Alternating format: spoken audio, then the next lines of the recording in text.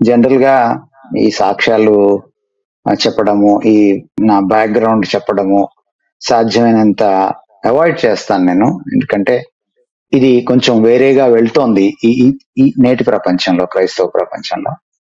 So వ్యక్తిగత స్థాయిలో వ్యక్తుల్ని హైలైట్ చేసుకోవడానికి జరుగుతుంది కనుక వీక్షకులు నన్ను మన్నించాలి. అవసరం కొద్దీ మాత్రమే మాట్లాడుతున్నామని మీరు గ్రహించాలి.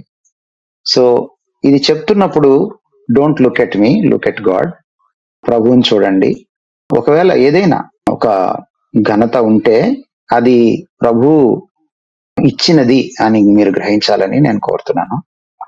తర్వాత మనం ఎక్కడ పుట్టాలి, ఎవరికి పుట్టాలి, ఏ దేశంలో పుట్టాలి, ఏ తల్లిదండ్రులకు పుట్టాలి, ఏ కుటుంబంలో పుట్టాలి, ప్రభు నిర్ణయిస్తాడు. అపొస్తలుల కార్యాలు 17వ అధ్యాయము 28 ప్రకారము మన పొలిమేరల్ని ఆయన నిర్ణయిస్తాడు. మనం ఎప్పుడు పుట్టాలనేటువంటి మన కాలాన్ని కూడా ఆయన నిర్ణయిస్తాడు. సో అంచేత it is God's providence that I'm an Indian today. మా ఇంట్లో ఏంటంటే మా తల్లిదండ్రులకు ముందటి తరం, ఒకవైపు నుంచి వస్తే 3rd జనరేషన్ క్రిస్టియన్స్ మేము, ఇంకొక వైపు నుంచి వస్తే 4th జనరేషన్ క్రిస్టియన్స్ అవుతాం. సో చాలా మిక్స్డ్ బ్యాక్గ్రౌండ్స్ నుంచి వచ్చిన వాళ్ళం. అది చర్చ్ బ్యాక్గ్రౌండ్ డినామినేషన్స్ తీసుకుంటే, ఒకవేళ అమ్మ మెననైట్ బ్రదరన్ బ్యాక్గ్రౌండ్ నుంచి వచ్చారు, అమ్మమ్మ వాళ్ళు అక్కడి నుంచి వచ్చారు. సో అందులో వాళ్ళు చాలా అంటే కీలక పాత్ర పోషిస్తూ ఉండేవాళ్ళు. రెవరెండ్ ఫ్రాన్ జాషువా గారి అక్క గారు మా అమ్మమ్మ గారు. తర్వాత నాయనమ్మ సైడ్ నుంచి వచ్చేటప్పటికి కెనేడియన్ బ్యాప్టిస్ట్ మిషన్ నుంచి వచ్చారు. చింతలేది కేసు పుట్టిన పాట రాసిన ఎన్డి ఏబెల్ గారు నాయనమ్మ గారికి పెదనాన్న గారు అవుతారు. సో అలాగా 4th జనరేషన్ క్రిస్టియన్స్ అవుతాం. నా దగ్గరికి వచ్చేటప్పటికి 4th జనరేషన్ అవుతుంది. అలాగే హైందవ నేపథ్యం నుంచి వచ్చినప్పుడు అనేకమైన కమ్యూనిటీస్ నుంచి, మాకు కమ్యూనిటీ ఫీలింగ్ మా తల్లిదండ్రులకి కానీ పితరులకు కానీ లేకపోవడం నేను చాలా అతిశయంగా ఫీల్ అవుతాను. ఒకే కమ్యూనిటీ వాళ్ళు పెళ్లి చేసుకోవాలి. ప్రభువులోకి వచ్చిన తర్వాత వాళ్ళ కమ్యూనిటీని మర్చిపోయారు. సో రకరకాల కమ్యూనిటీస్ నుంచి, ఎందుకంటే ఈరోజు ఏదైతే మన భారతదేశంలో కొన్ని అగ్రవర్ణాలని కొన్ని నిమ్నవర్ణాలని విభజించాం కాబట్టి కమ్యూనిటీస్ పేర్లు చెప్పడం కూడా నాకు ఇష్టం లేదు. సో బట్ డైవర్స్ కమ్యూనిటీస్ నుంచి రావడం జరిగింది. అది కూడా నేను అతిశయంగా భావిస్తాను, దేవుని స్తుతిస్తాను. ఎందుకంటే ఈరోజు నాకు డినామినేషనల్ ఫీలింగ్ లేకపోవడానికి, కమ్యూనిటీ ఫీలింగ్, క్యాస్ట్ ఫీలింగ్ లేకపోవడానికి అది నాకు చాలా దోహదపడింది. తర్వాత మా ఇంట్లో మేము ఉమ్మడి కుటుంబంలో పెరిగాం. దాదాపుగా ఎప్పుడు కూడా మా కమ్యూనిటీస్ గురించి మాట్లాడడం మా తల్లిదండ్రులు కానీ, మా నాయనమ్మ వారు కానీ, పెద్దవాళ్ళు కానీ, అత్తయ్యలు కానీ ఎవరు కూడా మాట్లాడడం మేము ఇంతకు వినలేదు. సో అది దాన్ని బట్టి కూడా నేను దేవుణ్ణి స్తుతిస్తాను.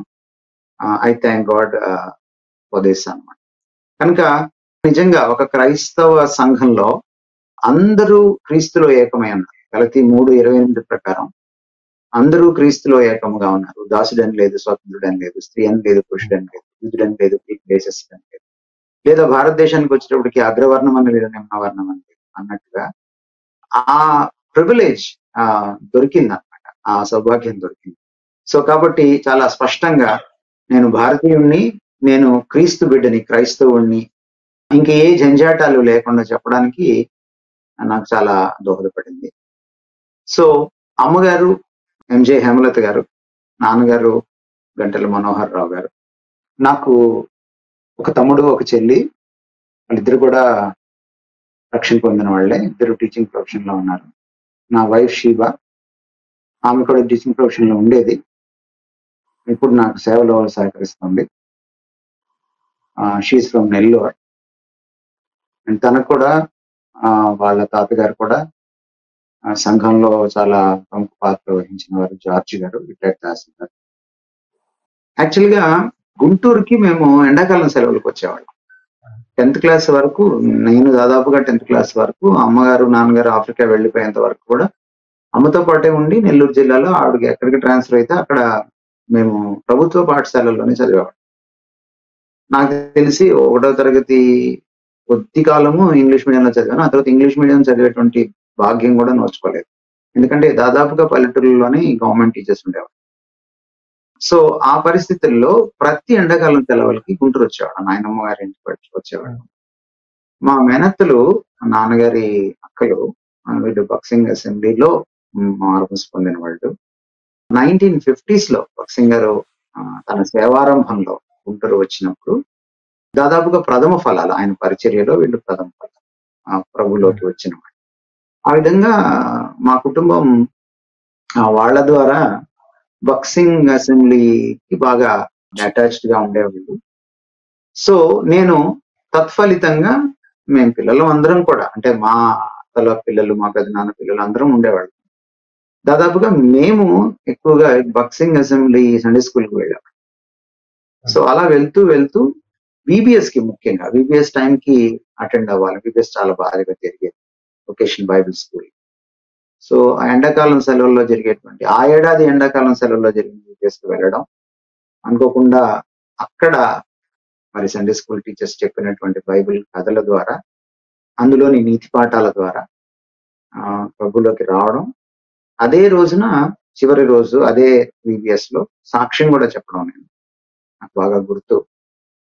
అయితే ఆ తర్వాత మళ్ళీ నేను నెల్లూరు వెళ్ళిపోవడం, మళ్ళీ అమ్మ ఎప్పుడైతే 10th క్లాస్ లో వెళ్ళిపోయారో ఆఫ్రికాకి, వాళ్ళు అక్కడ ఉద్యోగాలు చేయడానికి, సో మళ్ళీ ఇక్కడికి రావడం, మళ్ళీ బాక్సింగ్ అసెంబ్లీకి అటాచ్ అవ్వడం జరిగింది. అయితే వెళ్తూ ఉన్నాను, వాక్యం వింటూ ఉన్నాను, కానీ లోతైన అనుభవం ప్రభుతో లేదు. ఒక రకంగా చెప్పాలంటే ఒక నులివెచ్చని జీవితం. అటు పూర్తిగా చెడిపోని పరిస్థితి, కాలేజీలో కానీ, స్కూల్లో అంటే 9th 10th క్లాసుల్లో కానీ, ఇంటర్మీడియట్ లో కానీ ఏదో చెడ్డ అలవాట్లు ఏర్పరచుకోవడమో చెడిపోవడమో అవేమీ లేవు. అదే సమయంలో భక్తి జీవితం కూడా లేదు, నులివెచ్చని జీవితం. కాకపోతే నాకున్నటువంటి బలహీనత ఆ రోజుల్లో ప్రధానంగా ఏమిటంటే సంగీతం. సో సంగీతం ఎక్కడున్నా, అది కూడా ముఖ్యంగా లలిత సంగీతం, తర్వాత భారతీయ సంగీతంలో ముఖ్యంగా క్లాసికల్, సెమీ క్లాసికల్ సంగీతం చాలా పిచ్చారన్నమాట. సో అది ఒక రకంగా నన్ను దేవుడికి దూరం చేసింది అని చెప్పాలి. సో అలాగా దాంట్లోనే ఉండడం, కాలేజీలో కూడా పాటలు రాయడం, వాటిని మళ్ళీ ప్రజెంట్ చేయడం నా స్నేహితుల సాయంతో. పాడేవాళ్ళు, తర్వాత బాణీ కట్టేవాళ్ళు కూడా నా స్నేహితుల్లో ఉండడం, ఇదంతా కూడా అది ఒక రకమైనటువంటి జీవితంగా ఉంది. లోకంలో కలిసిపోయేదో చెడిపోవడం అలా లేదు, కానీ I was a good boy, but I was not a committed Christian. అలా ఉంటున్నప్పుడు దేవుడు చాలా సందర్భాల్లో అది ప్రిక్ చేస్తూ, అది అంటే మనసాక్షిని గుచ్చుతూ వచ్చినప్పటికీ కూడా నేను దాన్ని పెడచెవిని పెట్టాను ఆయన స్వరం. ఒక పాయింట్కి వచ్చేటప్పటికి నాకు ఇంకొక ఆలోచన ఏమైందంటే, నేను నులివెచ్చగా ఉన్నాను, అసలు చర్చికి కూడా ఎందుకు వెళ్ళాలి, నేను భక్తిగా ఉండట్లేదు కదా. సరే, నేను నిజంగా భక్తిపరుడుగా మారిన తర్వాత, ప్రభువుకి నేను దగ్గరైన తర్వాత అప్పుడు వెళ్దాము చర్చికి, ఇది వేషధారణ బ్రతుకు కదా, వద్దులే, ఇది కూడా వద్దు అని చర్చికి వెళ్ళడం కూడా మానేశాను. దాదాపుగా ఒక 2 సంవత్సరాలు ఆ నులివెచ్చనిదనం నుంచి కూడా దాదాపుగా ఒక డ్రై స్పిరిచువల్ లైఫ్ అనుభవించాను. ఇప్పుడు కూడా దేవుని మహాకృపను బట్టి లోకంలో చెడిపోయిన పరిస్థితి కూడా రాలేదు. But I was not truly a Christian. అటువంటి జీవితాన్ని నేను నెరపలేదు. సో ఈ పర్ఫెక్ట్ అయిన తర్వాత ఆయన దగ్గరికి రావాలన్నటువంటి ఆలోచన నేను అనుకోవడం, అప్పుడు అదే నా మనసులో నాటాడు, నన్ను దూరం చేయడానికి దేవుడికి. తర్వాత నేను డాక్ట్రిన్ ఆఫ్ జస్టిఫికేషన్ అర్థం చేసుకునేవాడు. ఎందుకంటే అమ్మ బీజం వేయడము, నేను చాలా ఆలోచన చేస్తూ ఉండేవాడు ఈ వాక్య సంబంధితమైన సత్యాలు. ఒక రోజున దేవుడు ఒక ఆలోచన, ఒక సమ్మెటపోటులాగా నా మీద మోదినట్టుగా ఈ సత్యం నాకు అవగతమైంది. నువ్వు సంపూర్ణంగా మారి, పర్ఫెక్ట్ గా మారి నా దగ్గరికి వస్తే నేను నీకు అవసరం లేదు. కనుక నువ్వు సంపూర్ణంగా మారలేవు కూడా. ఇంకొకటి ఏమిటంటే, నేను లేకుండా నువ్వు సంపూర్ణంగా మారలేవు. నేను వచ్చింది ఎందుకంటే మనం ఇంకనూ బలహీనులమై ఉండగా క్రీస్తు యుక్త కాలమున భక్తిహీనుల కొరకు చనిపోయాడు. కాబట్టి నా అంతట నేను బలవంతుడిని అయ్యేటైతే క్రీస్తు వచ్చి చనిపోవాల్సిన పని. నా అంతట నేను సంపూర్ణుడిని అయ్యేటట్టయితే క్రీస్తు నా కోసం చనిపోవాల్సిన పని. నా అంతట నేను కాలేను కాబట్టి, నా అంతట నేను రక్షించుకోలేను కాబట్టి ఆయన వచ్చి నిస్సహాయుడిగా ఉన్న నన్ను రక్షించాడు, బలహీనుడిగా ఉన్న నన్ను బలమిచ్చాడు, భక్తిహీనుడిగా ఉన్న నాకు భక్తిని ఇచ్చాడు. ఆయన వచ్చినప్పుడు భక్తిహీనతను ఆ ఇశ్రాయేలీల్లోంచి తన యూదా జనాంగం నుంచి తీసివేస్తాడని పౌలు రాస్తాడు రోమపత్రిక. కాబట్టి నా భక్తిహీనతను తీసివేయాలంటే ఆయనే దానికి సాటి. ఈ సత్యం నేను తెలుసుకున్నప్పుడు నెమ్మదిగా మళ్ళీ చర్చ్కి వెళ్ళడం. సో ఉన్న ఫలానా రా నా దగ్గరికి అనేటువంటి సత్యాన్ని నేను తెలుసుకున్నాను. వచ్చిన తర్వాత నేను నిన్ను మారుస్తాను, నేను నిన్ను కడుగుతాను, నేను నిన్ను పునీతుడిగా చేస్తాను, నేను నిన్ను సంపూర్ణంగా పరిపూర్ణంగా చేస్తాను. సో ఈ సత్యం తెలుసుకున్న తర్వాత వెళ్ళడం మొదలెట్టిన తర్వాత ఈ సంగీతం పిచ్చి ఇంకా అలాగే ఉంది. ఒక రోజున దేవుడు తన కృపలో ఆయన అమెరికా నుంచి ఒక సెలబ్రెంట్ సింగర్స్ అనేటువంటి ఒక పెద్ద గ్రూప్ ని గుంటూరుకి పంపించడం జరిగింది. వాళ్ళు షిప్ లో చాలా పెద్ద ఎక్విప్మెంట్ తీసుకుని ఆ రోజుల్లోనే ఒక పెద్ద ట్రక్ కి లారీకి సరిపోయేటంత వాళ్ళు ఆడియో సిస్టమ్ తెచ్చుకున్నారు. సో ఆడియో సిస్టమ్ అంటే చాలా ఇలాంటివి చాలా ఇంట్రెస్ట్ గా ఉండడం, స్టూడియోల్లో కూర్చొని పాటలు రాయడం, ఆ టాప్ మ్యూజిక్ అంటే ఇన్స్ట్రుమెంట్స్ అవన్నీ కూడా అనుభవించడం, ఆ సౌండ్ సిస్టమ్స్ యొక్క అంటే అందులోంచి సంగీత తరంగాలు వస్తున్నప్పుడు వాటిని ఆస్వాదించడం, ఇవన్నీ బాగా అలవాటైంది కాబట్టి వీళ్ళు చాలా బాగా పాడతారు అని కూడా తెలియడం వల్ల వాళ్ళ కార్యక్రమానికి అటెండ్ అవ్వాలని అనుకోవడం జరిగింది. సో వాళ్ళ కార్యక్రమానికి అటెండ్ అయ్యాను. మా కాలేజీలోనే జరిగింది, ఆంధ్ర క్రిస్టియన్ కాలేజ్. చాలా బాగా జరిగింది. I really enjoyed that. అయితే తర్వాత మళ్ళీ medical college, Guntur medical college కూడా చాలా ఆంధ్ర క్రిస్టియన్ కాలేజ్ అంత ఫేమస్ అనమాట ప్రపంచవ్యాప్తంగా. దాంట్లో కూడా పెట్టారు.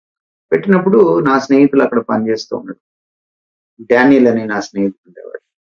సో తన ద్వారా ఆ టీంలో ఉండి మేమే వాళ్ళందరికీ అంటే ఈ సెలబ్రెంట్ సింగర్స్ గుంటూరు మెడికల్ కాలేజ్ లో ప్రోగ్రామ్ పెట్టడానికి గ్రౌండ్ వర్క్ అంతా చేసి, పబ్లిసిటీ వర్క్ చేసి, నేను కొంచెము ఆర్టిస్టిక్ గా కొన్ని విషయాలు చేసేవాడిని.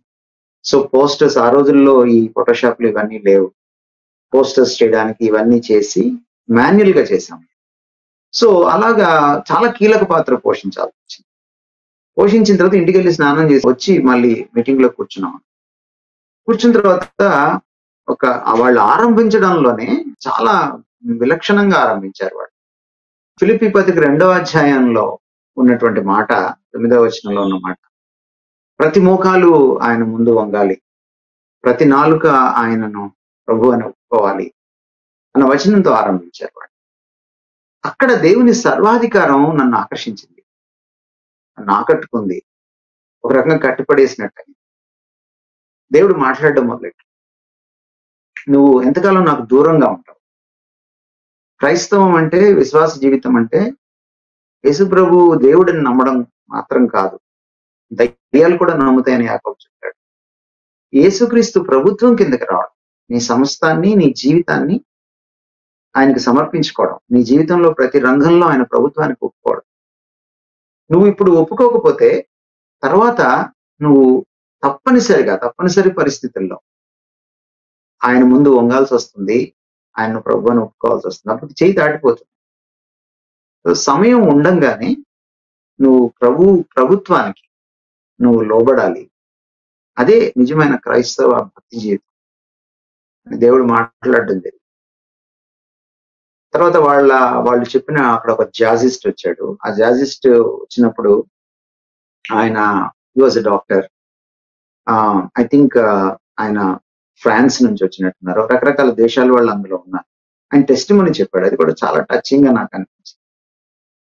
సో అక్కడ నేను లేచి నిలబడి ప్రభుకి సమర్పించుకున్నాను.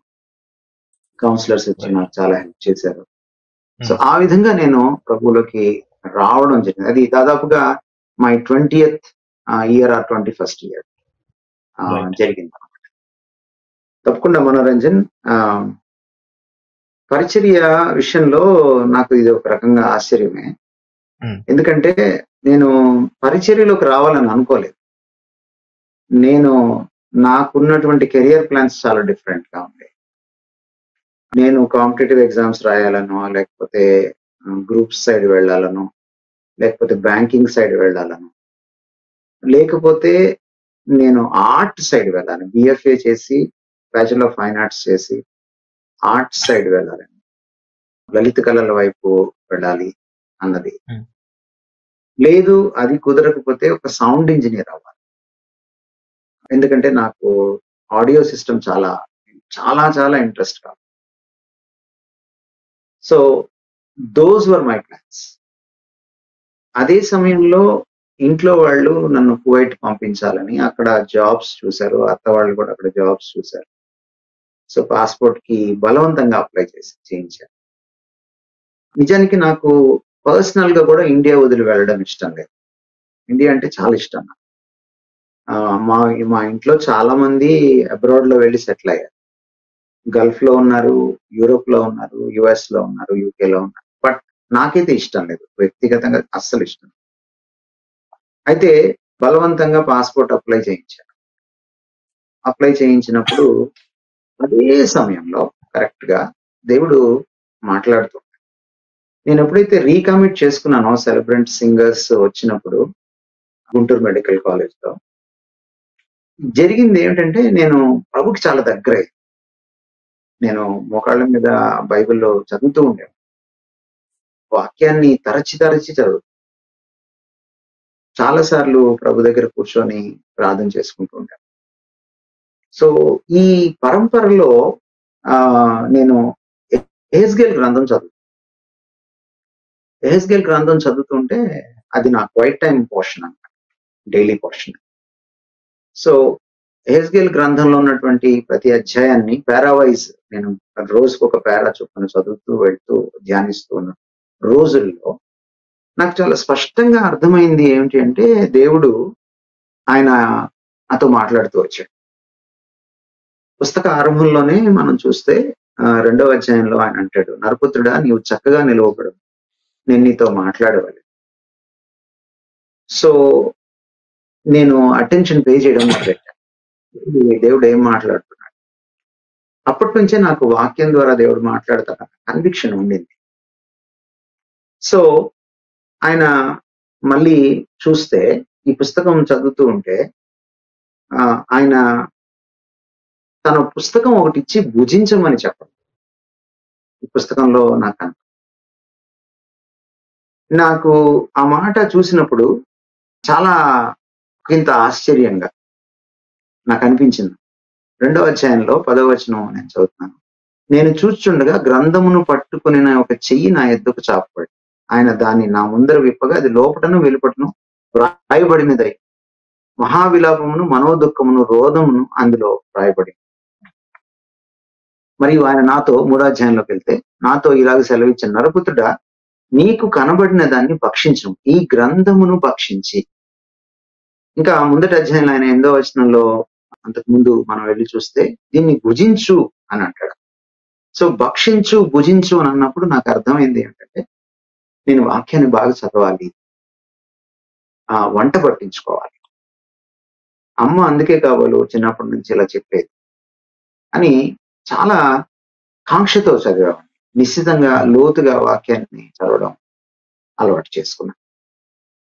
అదే సమయంలో ఆయన ఏం చెప్పాడంటే, ఇదే అధ్యాయం ముఖ్యంగా 2-3 అధ్యాయాలు చదివితే 3వ అధ్యాయం 5వ వచనంలో ఏమంటాడంటే, భాష రాని ప్రజలకు, యాస భాషతో మాట్లాడే వాళ్ళ దగ్గరికి నేను నిన్ను పంపించట్లేదు, నీ ప్రజల దగ్గరికి, భాష వచ్చిన వారికి, నీ భాష ఉన్న ప్రజల దగ్గరికి నేను నిన్ను పంపిస్తున్నాను. నీవు గ్రహింపలేని యాస మాటలు పలుకు జనముల యొద్దకు కాదు, ఇశ్రాయేలీయుల యొద్దకే నేను పంపించున్నాను అని ఆయన మాట్లాడడం చూసాను. ఏం మాట్లాడాలి నేను అని, ఏంటి దేవుడు ఇలా మాట్లాడుతున్నాడు అనుకుంటున్నప్పుడు మళ్ళీ ఇదే అధ్యాయంలో వాళ్ళు వినకపోయినా నువ్వు మాట్లాడాలి, వాళ్ళు నాకు తిరుగుబాటు చేస్తున్నారు, నువ్వు వారికి వెళ్ళి చెప్పాలి, వాళ్ళలాగే నిన్ను కూడా నేను కఠినంగా చేస్తాను, నీ నుదురును కఠినమైనదిగా చేస్తాను, నీ నుదురు చెకుముకి రాతి కంటే కఠినంగా ఉండు వజ్రం వలె చేసి నీవు భయపడకు, వారి మాటలకు భయపడద్దు, జనులకు భయపడద్దు. ఆయన 2వ అధ్యాయంలో చెప్పడం నేను చూసాను. సో ఇవన్నీ చూసినప్పుడు నాకు అర్థమైంది ఏమిటంటే, God is calling me for a teaching ministry, for a preaching ministry. నాకు సంఘానికి భారతదేశంలో, అంతేకాకుండా నా భారతీయులకు సువార్త చెప్పడానికి ఆయన నన్ను పిలుచుకుంటున్నాడు. Basically I should be a preacher, a teacher and an evangelist అనేది నాకు అర్థమైంది. అది కూడా నా క్షేత్రం ప్రధానంగా భారతదేశం, నా తోటి భారతీయులు అన్నది నాకు అర్థం. సో ఇది పుస్తకం కంప్లీట్ చేసేటప్పటికి దాదాపు ఒక 2 నెలలు పైన పట్టింది, 2-3 నెలలు పట్టింది. నేను అది నాకు కన్విక్షన్ గా మారింది.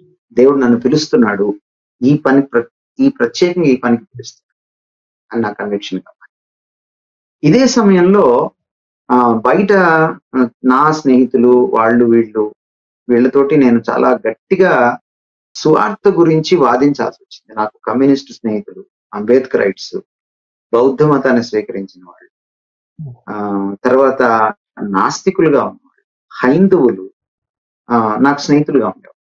కాబట్టి సాయంత్రము 6 మేము అలా కలిసేటప్పటికి ఏదో ఒక డిస్కషన్ వస్తూ ఉండేది. నేను ప్రభువులోకి వచ్చానని వాళ్ళందరికీ తెలుసు కనుక కొన్నిసార్లు నన్ను టీజ్ చేయడానికి, ఉడికించడానికి కూడా మాట్లాడేవాళ్ళు. కొన్నిసార్లు జెన్యున్ గా కూడా ప్రశ్నలు వస్తూ ఉండేవి. నేను అక్కడక్కడికి వెళ్ళి బైబిల్ స్టడీస్ తీసుకుంటున్నప్పుడు కూడా ఈ వాదోపవాదాలు వస్తూ ఉంటాయి.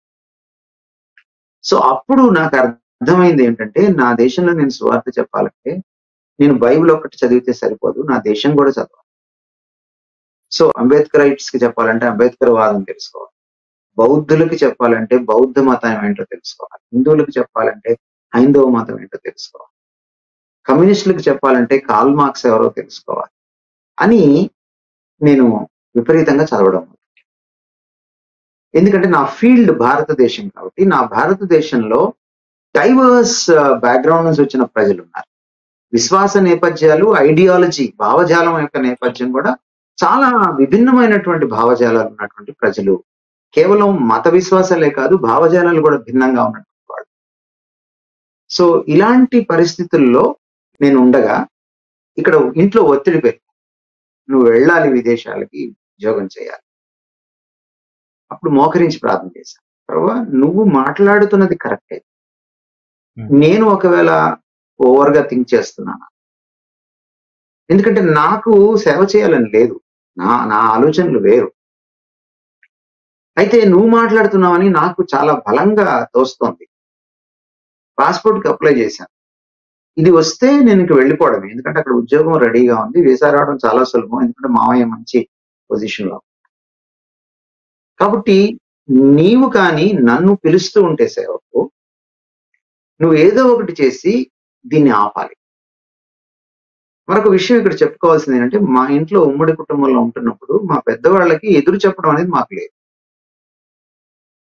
నేను యాక్చువల్గా బైపీసీ తీసుకుంటానంటే మా అత్తగారు, నేను సంతకం పెట్టను రా, నువ్వు ఎంపీసీఏ తీసుకోవాలంటే నేను ఎంపీసీఏ వచ్చినట్టు తీసుకోవాల్సి వచ్చింది. సో పెద్దవాళ్ళకి ఎదిరించే పరిస్థితి కూడా మా ఇంట్లో ఉన్న కల్చర్లో, సంస్కృతిలో లేదు. కనుక అట్లాంటి పరిస్థితుల్లో నేను వాళ్ళని ఎదిరించే శక్తి నాకు లేదు. I was so young. So మోకరించి గట్టిగా ప్రార్థిస్తాను, నిజంగా నువ్వు నాతో మాట్లాడుతుంటే నువ్వు ఏదో ఒకటి చెయ్యి, నన్ను గల్ఫ్కి వెళ్లకుండా, కువైట్కి వెళ్లకుండా ఆపు. సో నాతో పాటు ఇంకొక గవర్నమెంట్ ఎంప్లాయీ అప్లై చేశాడు. ఇద్దరం వెళ్ళి ఒక్కసారి హైదరాబాద్ లో అప్లై చేసి వచ్చాం పాస్పోర్ట్. ఆయనకి ఎన్ఓసి రావాలి ప్రభుత్వం దగ్గర నుంచి. ఆయనకి రావడానికి చాలా ఆలస్యం, ఆయనకి 45 రోజుల్లో వచ్చింది, నాకు 8 మాసాలు పైన పడింది. అదే నాకు ఒక పెద్ద ఆశ్చర్యం అనిపించింది. ఈ 8 మాసాలు దాటేటప్పటికి మా ఇంట్లో వాళ్ళ మైండ్ సెట్ మారి నన్ను ఒత్తిడి చేయడం మానేసి, నీ ఇష్టం, నీ సావు నువ్వు సావు అన్న టైప్ లో వదిలేసి. సో అక్కడ నాకు స్వేచ్ఛ దొరికింది. నేను దాన్ని కన్ఫర్మేషన్ గా తీసుకుని ఇలా ఉంటున్న సమయంలోనే నాకు ఇవాంజలికల్ యూనియన్ నుంచి ఎడిటర్ గా మీరు ఉండాలి అని ఒక ఇంటర్వ్యూకి వెళ్ళడానికి అవకాశం ఉంది. ఒక అన్నయ్య నన్ను ప్రోత్సహించి, ఇజ్రాయెల్ అన్నయ్య నన్ను ప్రోత్సహించి నన్ను పంపించారు. అన్న నేను ఇంకా నాకు నా చదివే సరిగా లేదు. ఇలాంటి సమయంలో నేను ఎడిటర్ గా వెళ్ళడం ఏంటి? ఇది రాష్ట్ర మ్యాగజైన్. ఇందులో చాలా ఇవాంజలికల్ యూనియన్ అంటే దాంట్లో చాలా పెద్ద పెద్ద వాళ్ళు, highly intellectual people, elite people, బాగా ఆఫీసర్ క్యాడర్ లో ఉన్న వాళ్ళు ఉంటారు. సో వాళ్ళు రాసిన ఆర్టికల్స్ నేను ఎక్కడ ఎడిటింగ్ చేయగలను? This is not my cup of tea. ఇది నాకు సంబంధించింది కాదు ఇది అని నేను చాలా రిలక్టెంట్ గా చెప్తే, లేదు లేదు నువ్వు వెళ్ళాలి అన్నారు. ఎందుకంటే ఆయన మా కాలేజీలో లెక్చరర్ గా పనిచేస్తారు. నేను కాలేజీలో ప్రతిసారి ఈ పాటలు రాయడం, లేకపోతే కాలేజీ పత్రిక ఉంటుంది మాకు. ఆ పత్రికలో నేను వ్యాసాలు రాయడం లేకపోతే కవితలు రాయడం అని బాగా తెలుసు. కాబట్టి నీకు రైటింగ్ స్కిల్ ఉంది కాబట్టి నువ్వు why don't you do it అని అంటే, సరే నేను చాలా రిలక్టెంట్ గా అయిష్టంగానే అప్లై చేశాను. ఇంటర్వ్యూ వచ్చింది. ఇంటర్వ్యూకి వెళ్ళడం జరిగింది. ఇంటర్వ్యూలో నాతో పాటు ఇంకొక 6 వచ్చారు. వాళ్ళు నాకంటే క్వాలిఫైడ్ పీపుల్. కానీ ఎందుకో దేవుడు నాకు దాన్ని ఇవ్వడం, నేను సెలెక్ట్ అవడం, అక్కడి నుంచి నేను ఆధ్యాత్మికంగాను, క్రైస్తవ మానసికంగాను నేను పరిణతి చెందడానికి ఇవాంజలికల్ యూనియన్ ప్లాట్ఫామ్ నాకు ఎంతగానో ఉపయోగపడింది. అక్కడి నుంచి నేను మళ్ళీ రైటింగ్ లో ఇంటర్నేషనల్ లెవెల్లో ఉన్నటువంటి గొప్ప వ్యక్తులు అయిన వాళ్ళ దగ్గర రైటింగ్ స్కిల్స్ నేర్చుకోవడానికి, తర్వాత రవిజేకర్స్ ఇంటర్నేషనల్ మినిస్ట్రీలో కూడా ట్రైన్ అవడానికి అపాలజిస్ట్ గా, ఇవన్నీ కూడా వరుసగా దేవుడు ఆపర్చునిటీస్ ఇవ్వడము, పునాది పడడము. సో నాకు థియలాజికల్ గాను, అపాలజెటికల్ గాను, రైటింగ్ స్కిల్స్ గాను అన్నిటిలో కూడా దేవుడు పునాది వేసి, క్రమేపీ ఆయన మొదట రచయితగా, క్రైస్తవ జర్నలిస్ట్ గా, ఆ తర్వాత ఒక స్పీకర్ గా అలా వాడుకోవడం ఆయన మొదలుపెట్టాడు. సో ఆ విధంగా నేను పరిచర్యలోకి వచ్చి నా ప్రయాణం అలాగ 14 సంవత్సరాలు అక్కడే నేను కొనసాగాను. 2004 వరకు. 2004 తర్వాత నేను బయటికి రావడం, మళ్ళీ వేరే విధంగా మళ్ళీ ఇంకొక 2-3 పత్రికలకు ఎడిటర్ గా పనిచేయడం. ఆ తర్వాత కొంతకాలం నేను సెక్యులర్ జాబ్ చేసిన తర్వాత నేను కమ్యూనికేషన్ స్కిల్స్ ఇంగ్లీష్ పీజీ వాళ్ళకి టీచ్ చేసిన తర్వాత ఎంటెక్ ఎంసీఏ వాళ్ళకి, ఎంబీఏ వాళ్ళకి, బీటెక్ ఎంసీఏ ఎంబీఏ వాళ్ళకి, ఆ తర్వాత మళ్ళీ నేను రక్షణ టీవీలోకి రావడం జరిగింది.